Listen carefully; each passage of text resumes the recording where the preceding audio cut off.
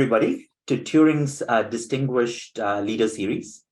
We have a very exciting guest here, Chase Warrington, Head of Remote at Doist. Doist makes the super popular Todoist app. It's one of my favorite to-do apps. I have the app on my iPhone, and it's exciting to have one of the early pioneers of remote work and distributed teams with us today. The Turing Distinguished Leader Series is a podcast series by Turing. I'm Jonathan Siddharth, CEO and co-founder of Turing. Turing offers the world's most deeply vetted developers and teams matched by AI. We believe traditional recruiting as we know it is over. Traditional recruiting was never built for a software-first world. If you look at traditional recruiting, whether it's recruiting firms, staffing firms, labor marketplaces, or IT services companies, they suffer from three fatal flaws. First, they're super slow to find the right engineers or build the right engineering teams because they tap into a very limited talent pool. There is very shallow vetting. So to find one engineer, you might have to interview 20 people or 30 people. And there is no control on quality of the work. So we asked ourselves, what if we could build a software-first talent cloud to solve this problem? What if you could push a button to spin up your engineering team as easily as you'd spin up servers on AWS? What if you had an AI-powered vetting and matching engine under the hood? And what if you had automated controls for productivity, security, and compliance? This is why we built Turing. It's the world's most deeply vetted developers and teams matched by AI. The traditional recruiting as we know it is over. The future is the talent cloud. Turing has more than 400 wonderful companies building on top of the talent cloud. These include companies like Johnson & Johnson, Volvo, Reddit, Disney, and many, many more. It's exciting for us to do this series to spread the best practices around managing distributed teams in the cloud. And I'd like to welcome Chase to this podcast. Chase, you're head of remote at Doist, one of the early pioneers of remote work and distributed teams. Could you tell us a little bit about yourself? What does a head of remote do and Doist? Yeah, sure. Well, thank you, Jonathan. Great to be here, and I'm a big fan from the outside looking in. So it's exciting for me to have a chat with you about this. I think we're both very passionate, not just about remote work, but about the future of work in a broader sense. And you guys are tackling that from a different angle than we are, but in the same world. And I find that really fascinating. So definitely looking forward to this. Doist is a software company. You mentioned we're most well known for the to-do list app called Todoist, which is often ranked as the number one productivity app in the world. And that product is built by a team of about 100 full-time employees in 35 different countries. So very, very distributed. And we've been working that way since our existence began about 15 years ago. So when you say early pioneer, I guess that is fitting because it was long before the pandemic forced a lot of teams into remote. And so on the surface, we may not appear like a standard or typical advocate for remote work. We make a productivity app and a to-do list app. And what does that have to do with the future of work? But the way in which we work has really been our superpower.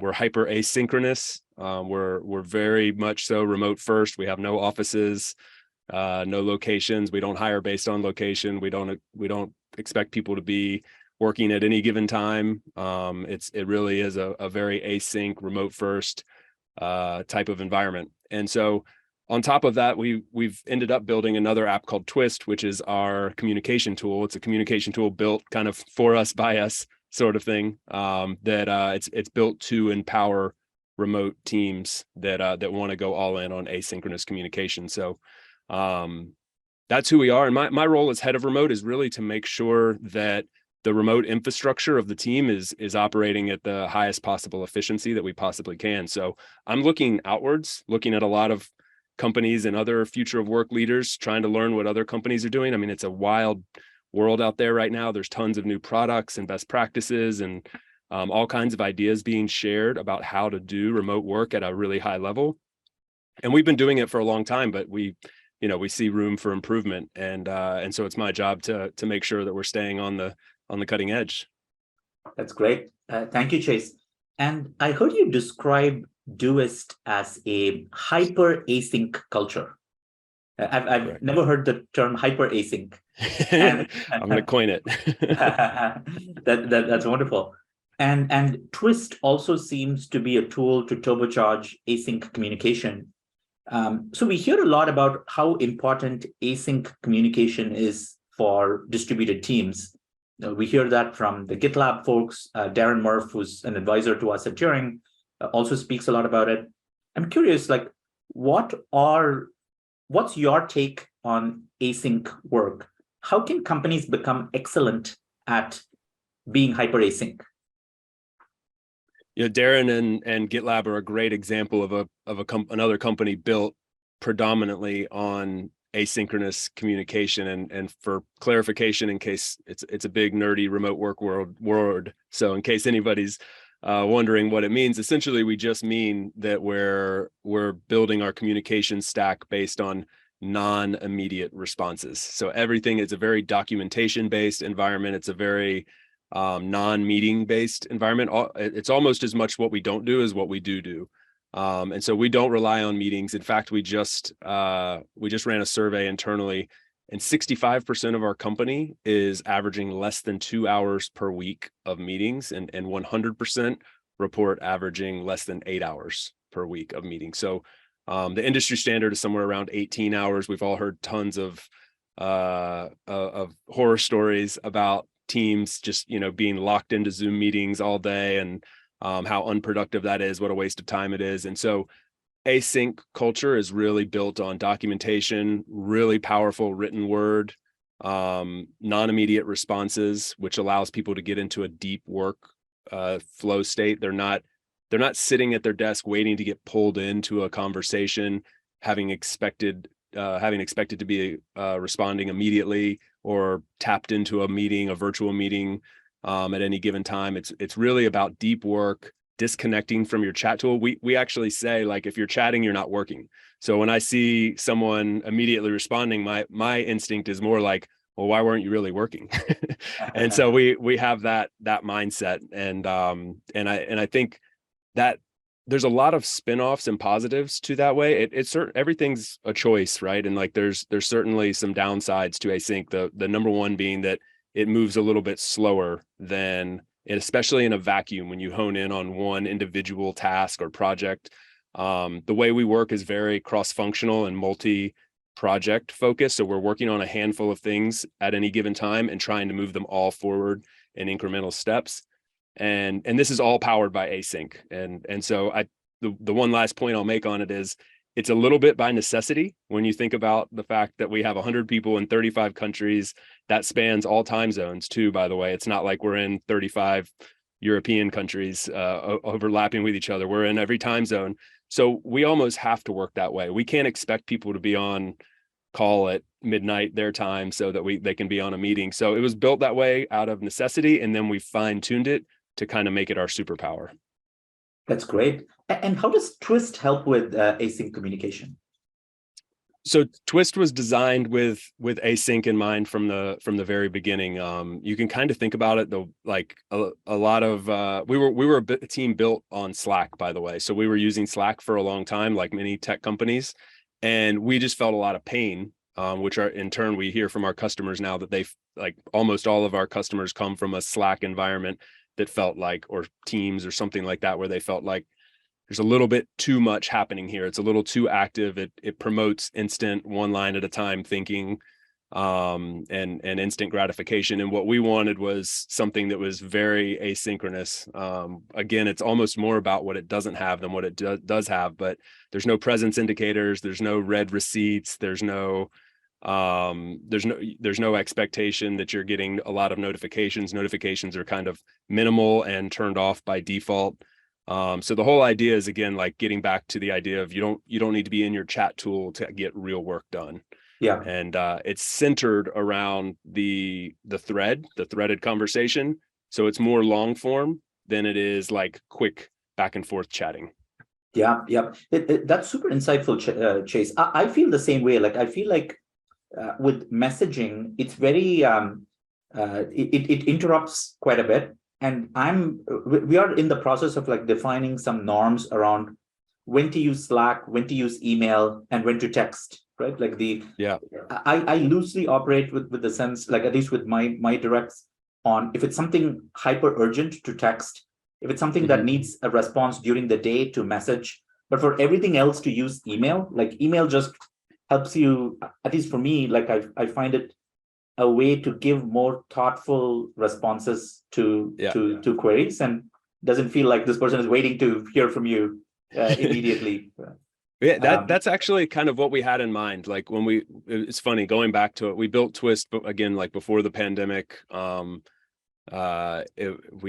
we had this vision that it was, Slack was too chatty for us and too synchronous, and at the same time, email was not quite transparent enough. I think the problem, if I was being harsh or critical of that mindset, the problem would be that those conversations end up getting trapped in silos that in your email inbox, and so that information is not transparently available to the rest of your team the way it would be in Slack or Twist or something like that. So building this hyper asynchronous culture where we want everything to be transparent and documented and available for all to see at any given time and to have a track record of everything, we felt like we needed a central place for all those conversations to be. So we actually don't email internally at all, and we have Telegram set up for like emergencies if there's something, when the app crashes or something, but otherwise 99% of our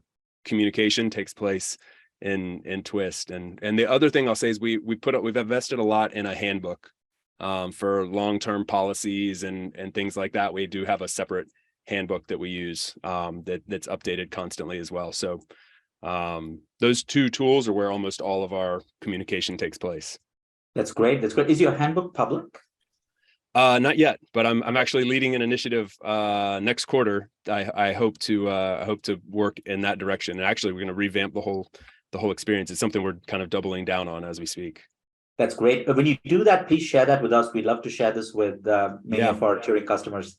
A lot of our Turing customers are companies that are either distributed or hybrid, and many of them are hybrid, with a portion of their workforce being globally distributed.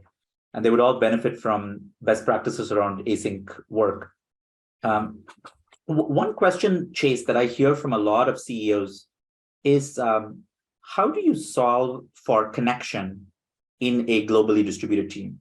I feel like we have okay tools for collaboration. Like I say okay in that Zoom and Slack are not perfect, but they take us some step of the way. I would say Zoom, Slack, and G Suite take us some step of the way. But in terms of connection, like making sure people form the right relationships with each other, they make friends at work, they feel they build trust and good relationships. We hear a lot about offsites, but offsites get super complicated when, particularly like with Doist, I imagine when you have people from 35 countries. What's your advice for companies on how to do offsites really well? And more generally, how to solve for connection in a distributed team? This is one of my favorite subjects to talk about, because I think, for those of us that are really passionate about making this whole future of work, remote work thing work, you have to solve for this, because this is the low-hanging fruit that any detractor of this type of work would take a shot at right away. And a lot of us have heard plenty of that from CEOs and leaders around the world who suddenly care a lot about culture, which is one thing that's kind of interesting. But they'll take that shot and say, how do you build culture in a distributed environment? People are going to be lonely, sitting in their bedrooms in their underwear, doing work, living miserable lives, and that's no way to live. And there's a lot of points to make on this. So one is that I think in a very general sense, that can be true. And it's okay to acknowledge that. Like the worst form of remote work, which I've witnessed very closely. Actually, I've mentioned this before, but like my mom was the first remote worker that I ever knew. And this was like 20 something years ago. ahead of her time for sure. She managed to convert her nursing career into an online nursing career. But it was a miserable experience. It was very toxic. It was very lonely. There was no culture. There was no intentionality put behind creating a great experience. She was ostracized as a outsider compared to the people in the office, and her mouse clicks were tracked and things like this. So the worst experience within the remote work stratosphere is horrible, and it's okay to acknowledge that is the case, and it's particularly the case when it comes to culture and connection. What is also true though is that there are many companies out there, and I'd like to think Doist is one of them, that are succeeding at a really high level where you have incredible relationships being built, a lot of investment in social capital, activities being planned both around work and social life, in person, virtual, and synchronous and asynchronous, a lot of different ways to build connection. It takes a very intentional approach. You cannot leave it to happenstance. You don't just flip Zoom on and open a Slack account and create culture. It takes effort. And it's one of the main challenges that I'm really excited to take on at Doist. And one of the top priorities that I have is to see that we double down on that. So there's a lot of different things we can do. In fact, I wrote an article recently, which maybe we can link to, that lists out literally every single thing that we do in this regard. And I mentioned those three kind of buckets that they're in. It's synchronous and in-person activities. So we do offsites and retreats and mentorship trips and things like that. So this is all revolved around the idea of remote first doesn't mean remote only. So we do actually bring people together a couple times a year. Then we have synchronous virtual activities, for anything from knowledge sharing activities and cooking classes together and games being played and things like that. And then we have asynchronous activities happening as well, chat spaces where people are talking about things outside of work and things along those lines. The point there though is that it takes a multi-pronged approach, and you have to put a lot of intentionality behind it. And so we can go deeper into any of those if you want, but that's kind of like a high level overview, and that article will share in depth each one of those activities and how we carry them out. That's great, Chase. Please share that article. We'll include it in our show notes, in our YouTube videos, and in our podcast. That's great. I loved your statement about remote first does not mean remote only. Mm-hmm. And this is like one of my pet peeves. Like when people talk about remote work, there's almost this implicit notion that you don't meet. Yeah. which is ridiculous. Like, of course you meet. You have to meet. You have to bring people together, virtually, physically. You have to. It's just the default. Should the default be commuting for an hour every day, stuck in traffic, and reaching work kind of super drained and de-energized, and leaving work and reaching home super de-energized? Or do you want to work from home and meet as needed, right? Like, and with intentionality. So I loved the remote first does not mean remote only. I think about it like flipping that paradigm upside down. Like, instead of being forced to hang out 95% of the time and then 5% of the time having my free time, we've just flipped it upside down, and we get together about 5 to 10% of the year, and and that works great for us. I mean, it carries. We leave those physical spaces where we've come together for a week and gotten some awesome work done, moved some things forward, connected around things both around work and outside of work, and usually in amazing places that are actually exciting, not like a cubicle or a conference room that nobody's excited to be in every day. Yeah. And we leave fulfilled and connected, and those carry us through to the next set of activities together. And in the meantime, we're all getting to build our perfect work day and life around our work. We have people who are, primary caregivers, and people who have aging parents, and people who have weird sleep schedules, and like they just wouldn't fit into the common 9 to 5 plus commute every single day. And so they're getting to live their best life and work on stuff that they're passionate about from wherever they want in the world. And I think that's one of the things that's really exciting, is like this mindset around remote work is one thing, but then there's elements like embracing like asynchronous communication actually like enables you to focus on the nonlinear workday and allowing people to craft their perfect workday. And so this is kind of like that next level of remote work and getting out of the proverbial like miserable in my bedroom in my underwear, lonely thing. So yeah, I think it's really exciting. That's great. That's great. And Chase, like I'd love to go one level deeper in your article in terms of some of the ideas that you have specifically around offsites and bringing people together. But before we do that, just what is culture to you? Yeah, culture for me is a shared set of values and beliefs that the team feels united around. Mhm. And so I think there's two offshoots of that. There's one in the working world, around what we're doing in terms of what we're working on every day, and I think that's the most important one. We've always held strong to the notion that we're a team, not a family kind of thing, Yeah, and we're going to unite and bond around our work. So everything's for like that's the main course of how yeah, we work and how we build culture, and then we sprinkle in the social activities to fill in the gaps, I guess. And I think one misconception that a lot of people might think of when they think of culture, and particularly maybe when we're talking about building culture on a remote team, is they think of like, Zoom happy hours and arcade games that you play online to build culture. And that's not how our culture is built. Our culture is built when we hire people and when we put them in really interesting, difficult, challenging projects that they're excited to work on and move things forward, and we celebrate those. And then we also get on, a platform and have a gaming session or cook a meal together with one of our coworkers from Pakistan or something like that. So we have this like this right mix of the two to help us build culture. that's great. That's great. I love your definition. It is a shared set of values and beliefs that the company unites around.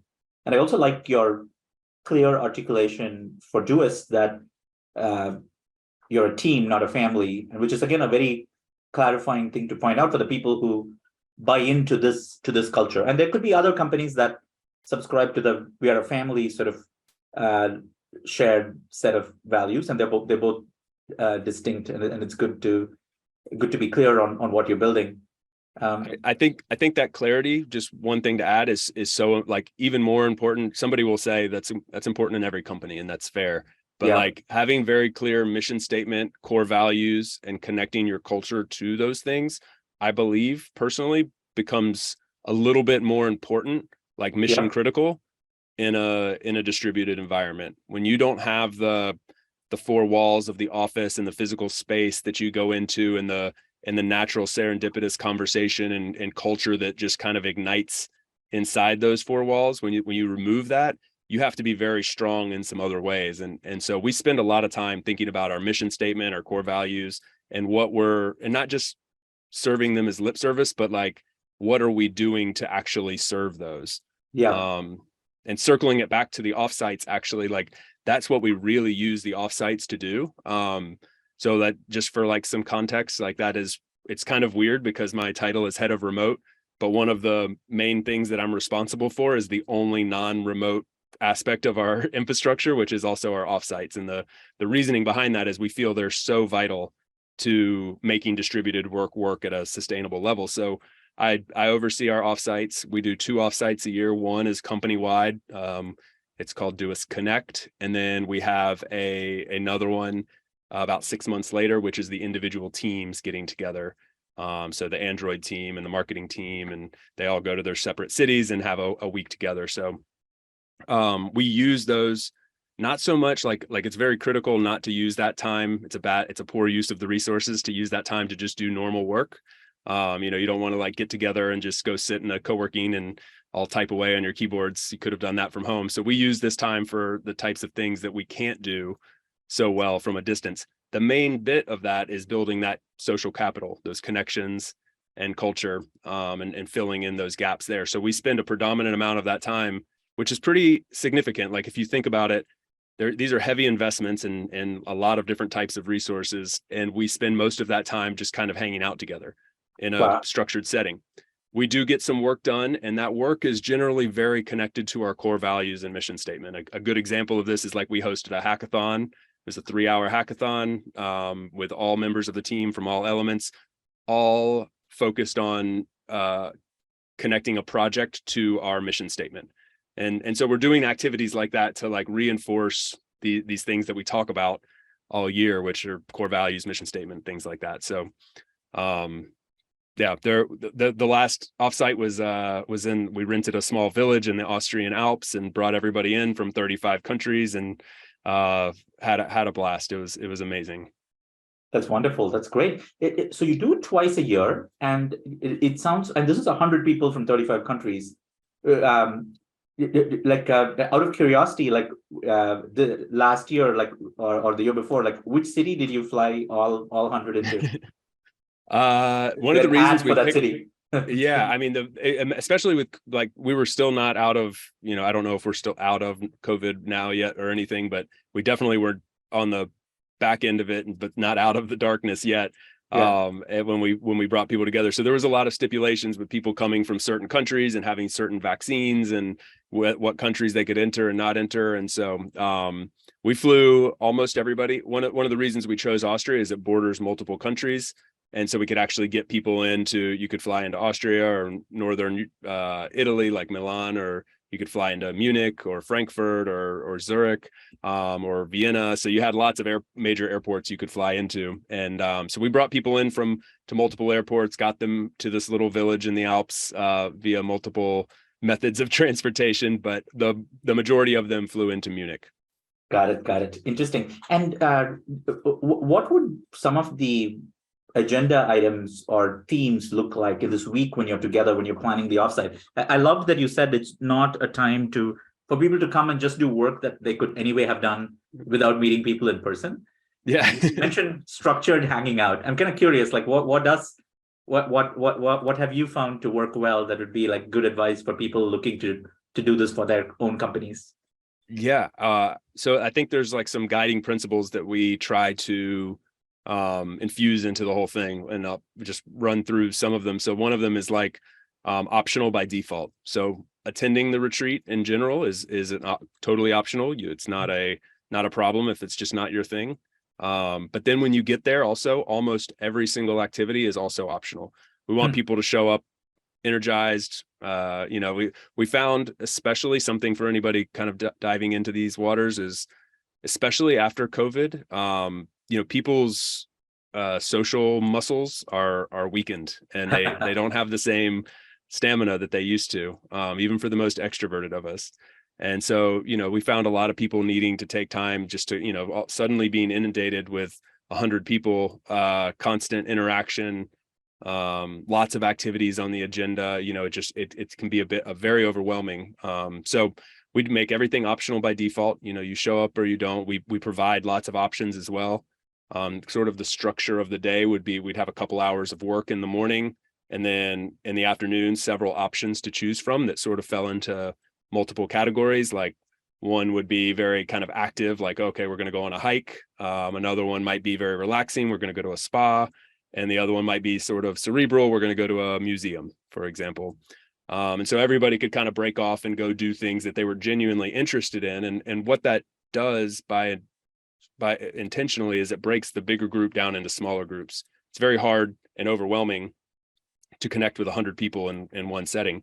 So we put a lot of emphasis on breaking it down into smaller groups so people can have real conversations, connect with people around things that they're excited about. If I choose to go on the hike, I probably have an interest in hiking, and I'm hiking with other people who also have an interest in hiking. Same if I go to the museum.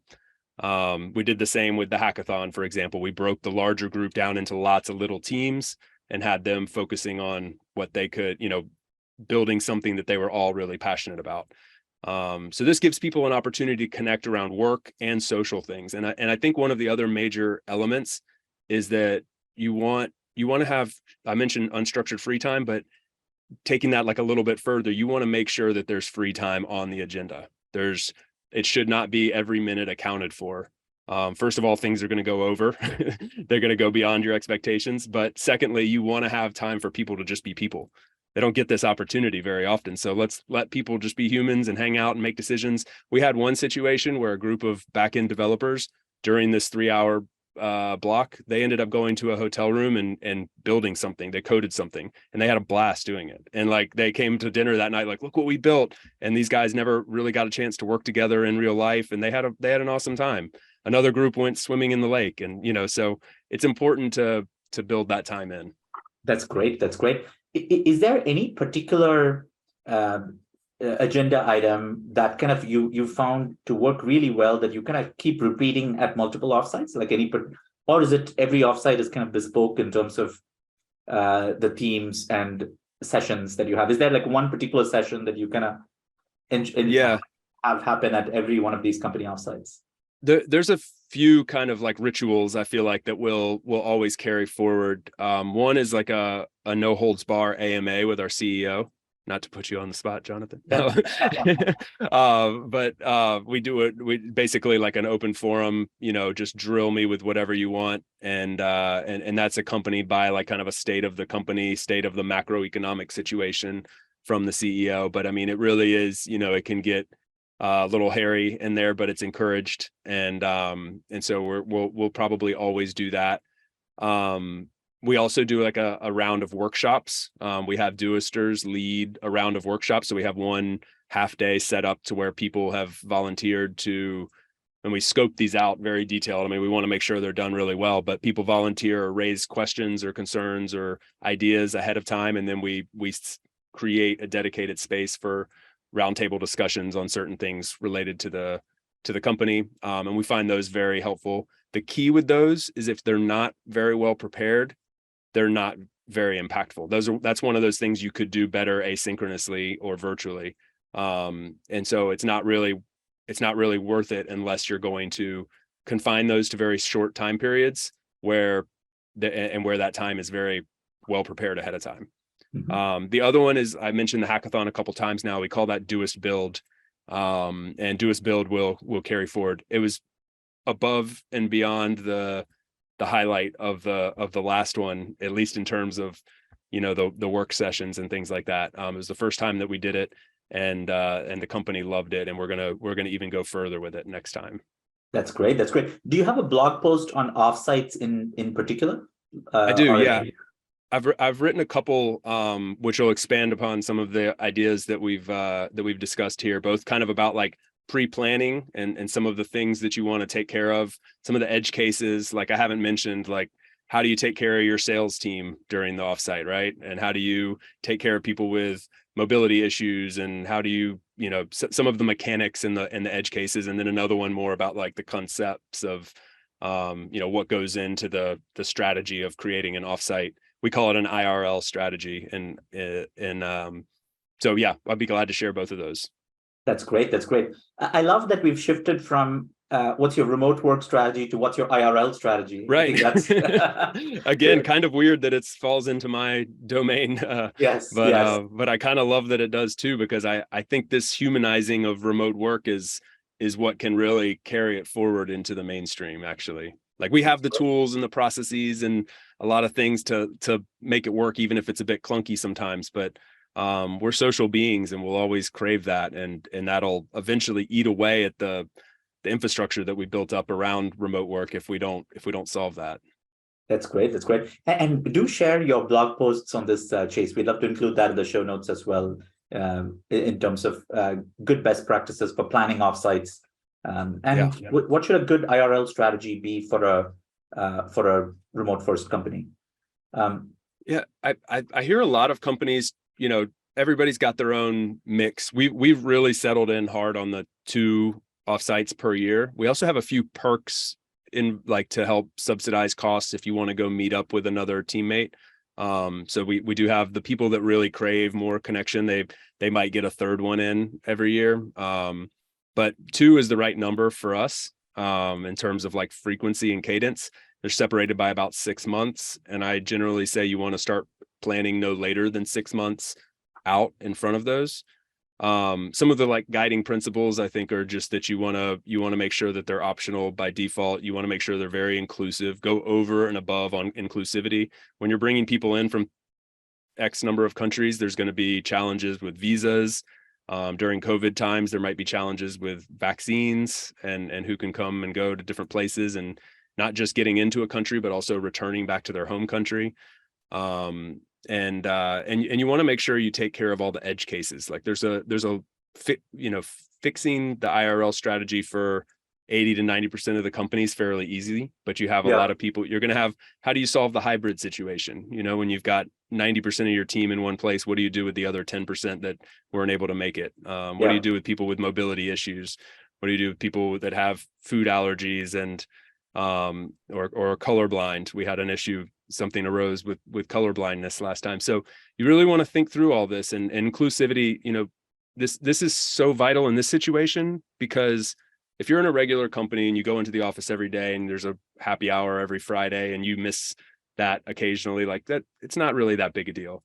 This is your one chance per year to perhaps spend a few days with your team. And so you want to plan really far in advance. You want to make sure that everybody has a chance to be there, and take care of the people that can't, and take care of your, you know, that goes for primary caregivers, people who with their children. We have some perks in place to help families during these times, so that one of the partners can leave and come to the meeting. We help fund their partner back home with some extra funds to take care of the children. You know, so just thinking through those little details goes a really long way.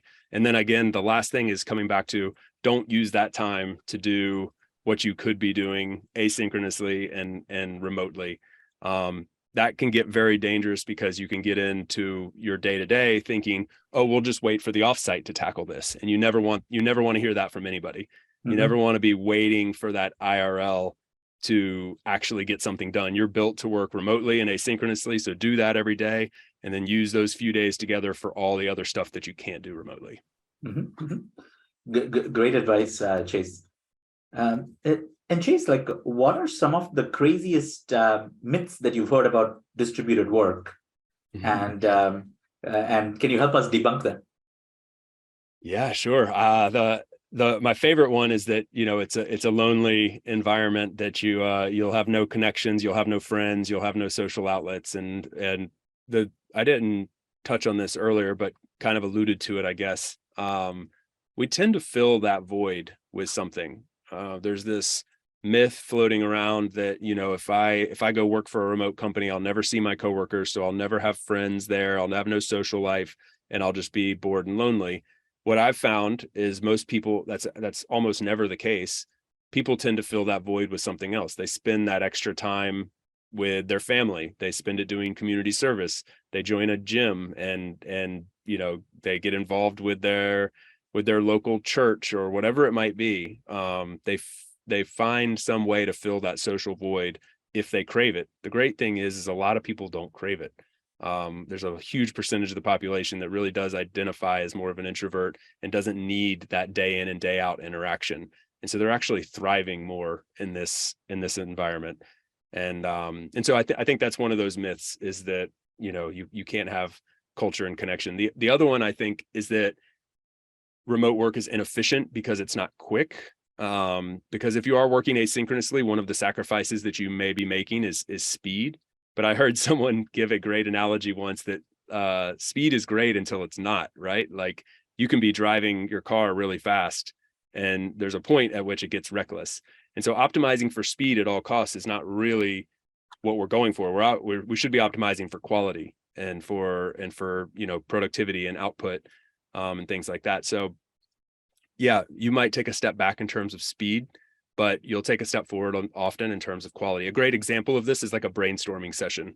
We often do asynchronous brainstorming sessions that might last for a week, not an hour, not, you know, we're not packing into a conference room and knocking out a brainstorming session in an hour or 2 hours, but it might take 4 or 5 days.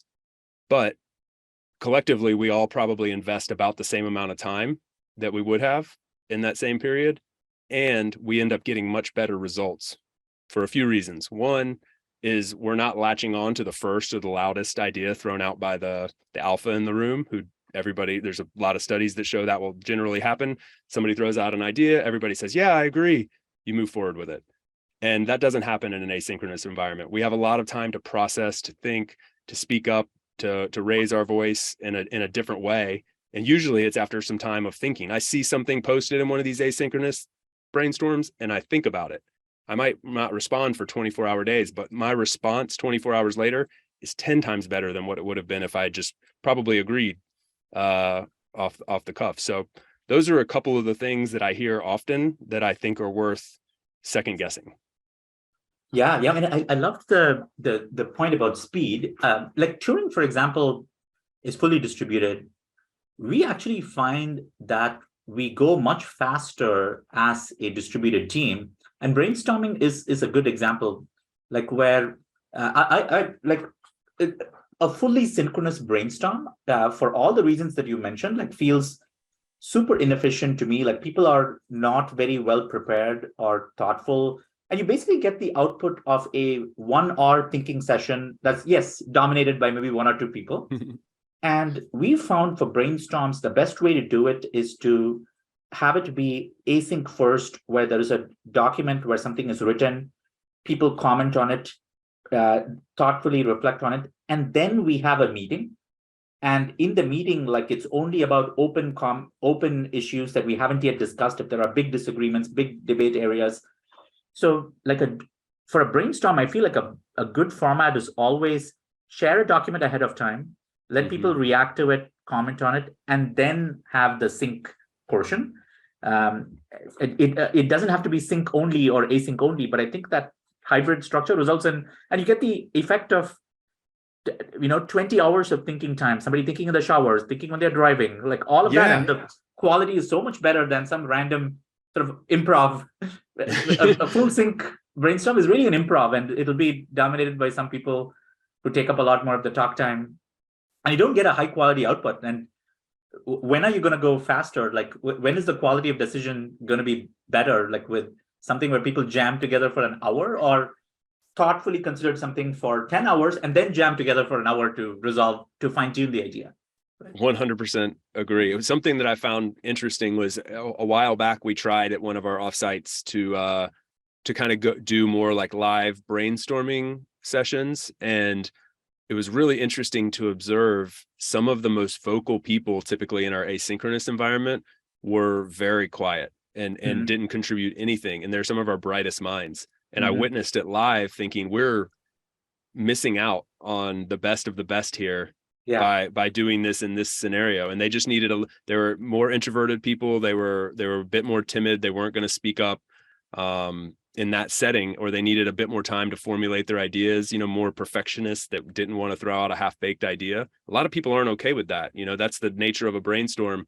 But a lot of people aren't okay with that. And so, we're talking specifically about the brainstorm, but you can extrapolate this out across bug crushing or product development or design or whatever it might be. Copy creation. We get a better quality in the end using this kind of hybrid approach that you're mentioning. Yep. And Chase, do you have any recommendations for good tools for digital whiteboarding or for facilitating brainstorms in a distributed team? Yeah, I mean, that's the exciting thing is like this is so much better than it was just a handful of years ago. There are so many new products and platforms emerging to make distributed work much more viable these days. So if you tried this before and you couldn't do it, try it again now, because there's a plethora of options out there. Some of the go-tos I think are Mural and Miro, oddly sounding almost identical.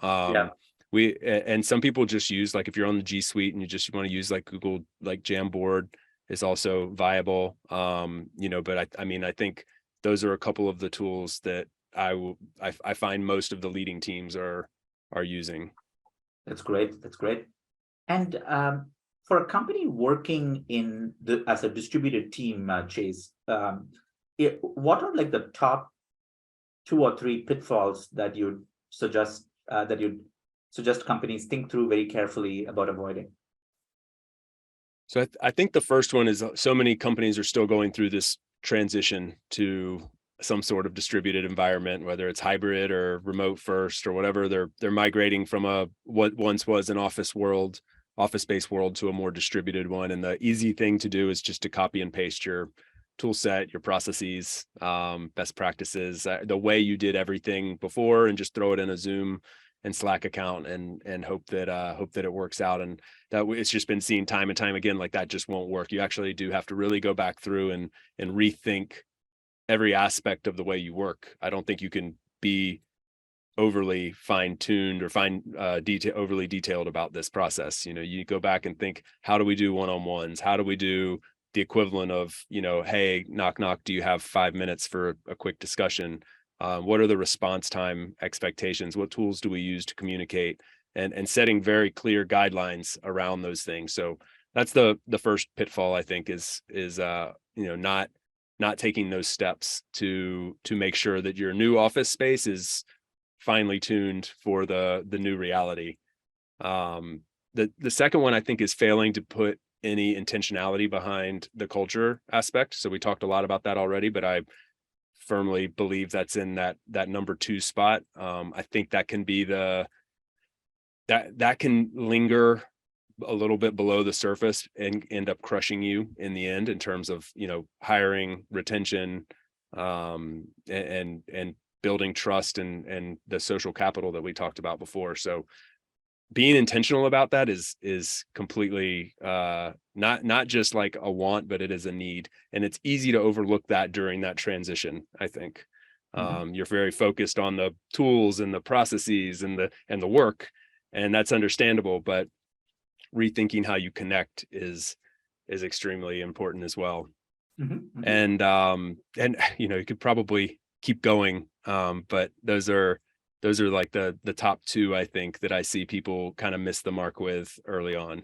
And what about onboarding, Chase? Like, is there anything special that you do at Doist to make sure people, when they're onboarding to the company in their first 30 days, to make sure they have a great experience, they onboard to the culture? Any best practices or advice that you have on new team member onboarding for a distributed work context? Yes, there's a couple things. One is to really, this goes back to that first point that I just said a minute ago, is really think through how you want your onboarding to match your work style. So, for example, we previously kind of copy and pasted the traditional onboarding processes into our distributed world, and it worked, but it was subpar, like compared to our standards for other things. We revamped it completely and made it match the way that we do the way that we work, which is, again, very, very asynchronous, but with an intentional approach to synchronous work. So an example of that is, like, we had very little activity in the onboarding project, which we host into Doist, of course. So we pass out onboarding project to our team, and we had nothing in the way of connection built into there. We had no way for them to be prompted to intentionally create connection with other teams. It was very work focused.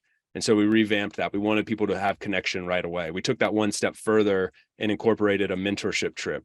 So when new hires are onboarded, they're also flown to visit their mentor and spend a week with their mentor, where they get to spend a week in some great place together, working together, having fun, things like that. So you're instantly feeling connected, you're instantly feeling supported, but you're also given this work project that is totally yours to digest on your terms.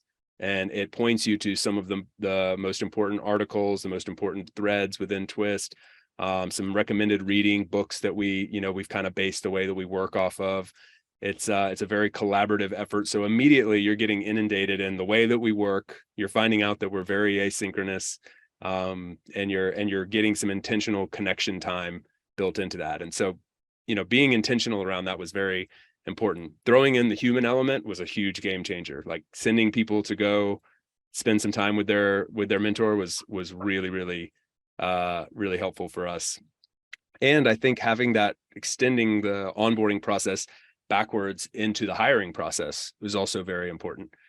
So our hiring process kind of mimics that same flow as well. It's very asynchronous focused. We're, instead of starting with interviews, we're starting with test projects and asynchronous communication and making sure that looks good, and a lot of written content before you ever even get to talk to a person, because that's the way that we're going to work. So it's a natural progression from the interview process into the onboarding flow into the working day-to-day flow. And seamlessly connecting those dots is it again takes like a very intentional approach. That's great. This was wonderful, Chase. Thank you so much for joining us for our Turing Distinguished Leader Series and sharing your insights on building a world-class distributed team. Thank you so much for having me. Yeah, you're welcome. And where can people go to learn more from you and from Doist?